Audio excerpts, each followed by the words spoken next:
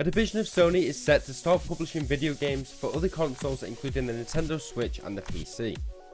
Sony Music Entertainment has launched a new publishing label called Untied, whose upcoming projects include a game titled Tiny Metal.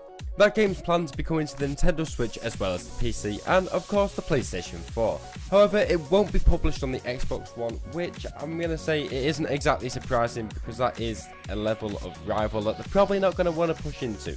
Untied has so far revealed 3 more projects that it's actually working on, one just for the PlayStation 4 and 2 listed for PC/TBA, which means to be announced, which is kind of hinting that it could be coming to other platforms later on. My guess that it'll be coming to the Switch or maybe even the PlayStation Vita. It certainly would be awesome to see them do something with their own handheld console, because I mean, that kind of thing has just kind of died. It's got little crappy indie games. I'm not saying indie games are crappy because I love indie games, but I'd love to see a major game published on there once again. Sony Music says that the label has been set up to unearth high quality indie titles and utilise Sony Music's Entertainment's vast entertainment business wisdom in order to expose them to as many customers as possible. It went on to say that it intends to free creators from the ties that bind them when it comes to publishing their games and make free limitless publishing a reality, and that can only be a good thing.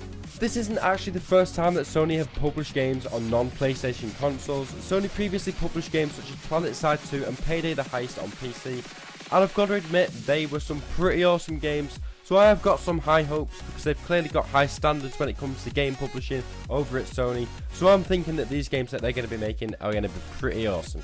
One thing to note though is that the studio that made those games was separate to the PlayStation brand and Sony Interactive Entertainment. It was actually then sold off and renamed to Daybreak, meaning that they are no longer part of Sony. I find it really interesting that Sony have branched out into publishing on rivals consoles. I do look forward to seeing what they're going to release in the future. Thank you for watching. For more regular gaming news and updates, go ahead and follow me on Twitter @VisionizedYTG or subscribe to the channel with notifications on, and I will see you in the very next one. Bye.